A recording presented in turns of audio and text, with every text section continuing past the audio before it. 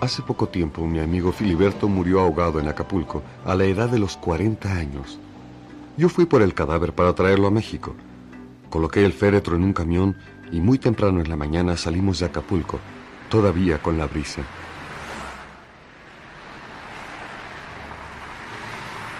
En el camino, abrí el portafolio de Filiberto que había recogido el día anterior junto con sus otras pertenencias.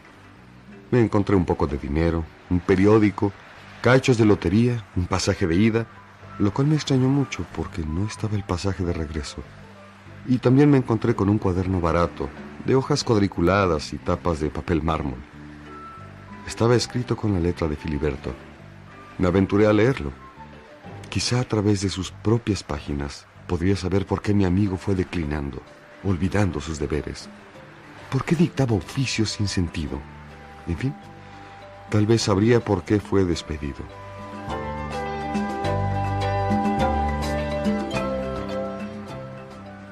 Un poco nervioso porque se trataba de la vida privada de mi difunto amigo, comencé a leer aquel cuaderno con gran interés, a pesar de las curvas del camino.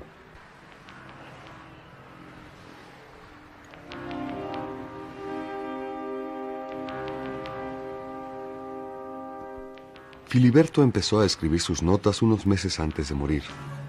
En las primeras páginas, mi amigo recordaba su juventud y, según sus propias palabras, se angustiaba por no poder meter los dedos en el pasado y pegar los trozos de algún rompecabezas abandonado.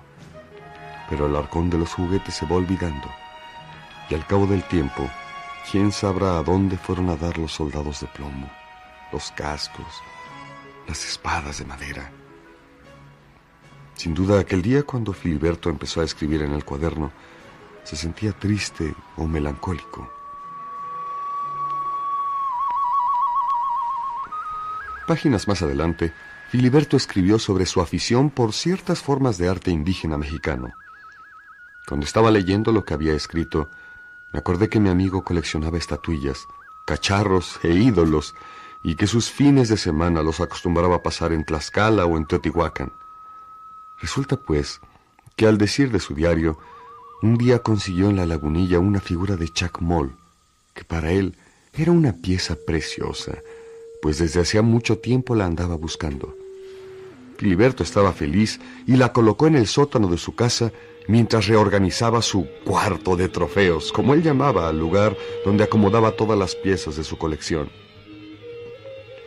Al día siguiente de la compra, su casa amaneció con la tubería descompuesta. El agua corrió por el suelo y llegó hasta el sótano. Afortunadamente, el Chacmol resistió la humedad, pero Filiberto tuvo que llegar tarde al trabajo arreglando todos los desperfectos que había causado el agua.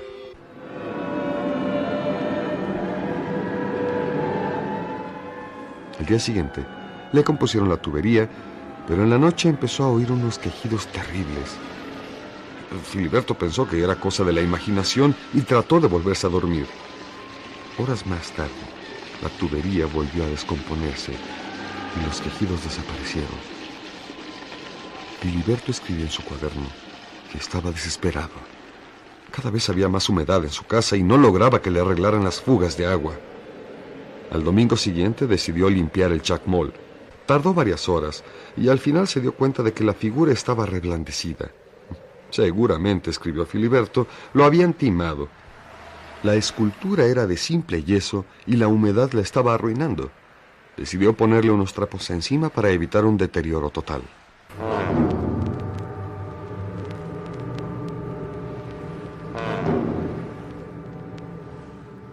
A medida que avanzaba en la lectura del cuaderno de Filiberto, me sorprendía cada vez más su relato. Según él, poco tiempo después, empezó a notar algo raro en la figura del Chacmol. La piedra empezaba a tener la textura de la carne y, según escribió mi amigo, también notó la existencia de vello en los brazos. Filiberto estaba muy preocupado, por lo que empezó a cometer errores en su trabajo. Le llamaron la atención y se empezó a comportar de manera descortés con sus compañeros. Él no sabía qué hacer ni qué pensar, así que decidió consultar a un médico, pues lo que le estaba pasando al Chacmol seguramente era algún delirio o producto de su imaginación.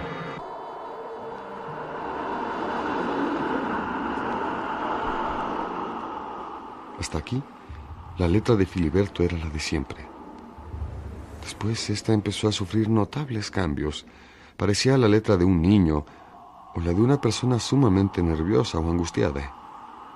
Cada vez era más difícil entenderlo, pero el relato continuaba.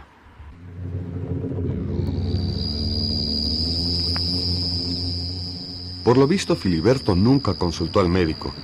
Lo que estaba sucediendo en su casa lo tenía muy ocupado.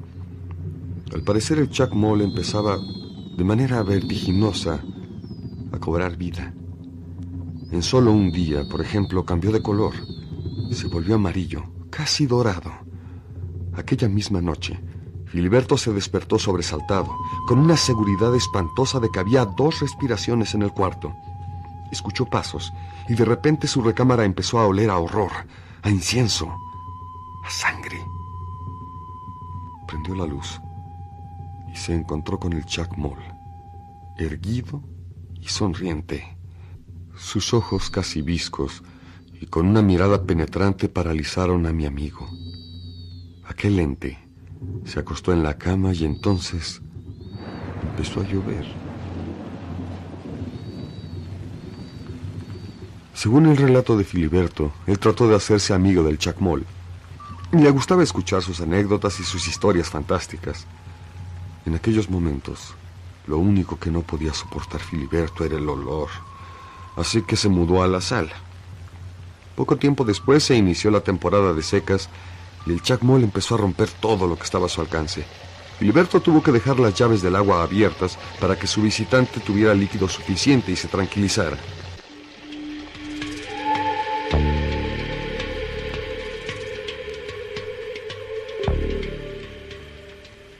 La letra de mi amigo se hacía cada vez más confusa y su relato también. En cierto momento, Filiberto escribió que se había dado cuenta de que se había convertido en prisionero del Chacmol, ya que lo vigilaba constantemente. Mi amigo empezó a faltar cada vez más a la oficina. Sus reservas de dinero se iban agotando, hasta que un día le cortaron el agua y la luz por falta de pago. Filiberto pensó que esta sería su salvación, porque sin agua el Chacmol no podría vivir. Sin embargo, este descubrió una fuente pública y obligaba a mi amigo a hacer 10 o 12 viajes por cubetas de agua mientras lo vigilaba desde la azotea. A medida que pasaba el tiempo y el agua escaseaba, el Chacmol se volvía más intolerante. Además, según escribió mi amigo, el Chac estaba cayendo en las tentaciones humanas. Le gustaba acariciar la seda de las batas, empezó a utilizar jabones y lociones e incluso su cara empezó a cambiar. De acuerdo a la descripción de Filiberto, había algo viejo en ella en lugar de la imagen de eternidad que había antes. Filiberto pensó que ahí podía estar su salvación, ya que si el Chacmol se humanizaba, posiblemente todos sus siglos de vida se acumularían en un instante y caería fulminado. Sin embargo, también tuvo la certeza de que al Chacmol no le gustaría que él asistiera a su derrumbe, por lo que trataría de matarlo. Fue entonces cuando Filiberto decidió escapar e irse a Acapulco.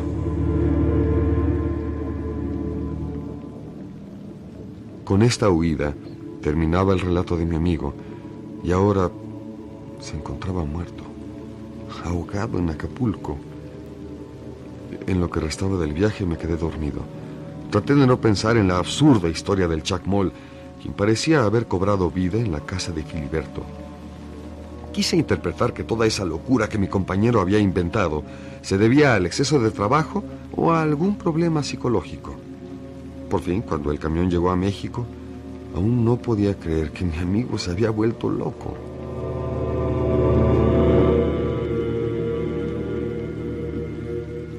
Contraté una camioneta para llevar el féretro a la casa de Filiberto y desde ahí ordenar su entierro. Cuando llegué a su casa, traté de abrir la puerta, pero antes de que pudiera introducir la llave en la cerradura, esta se abrió. Apareció entonces un indio amarillo en bata de caza y con bufanda. Su aspecto no podía ser más repulsivo. Despedía un olor a loción barata. Su cara estaba muy polveada, como queriendo cubrir las arrugas.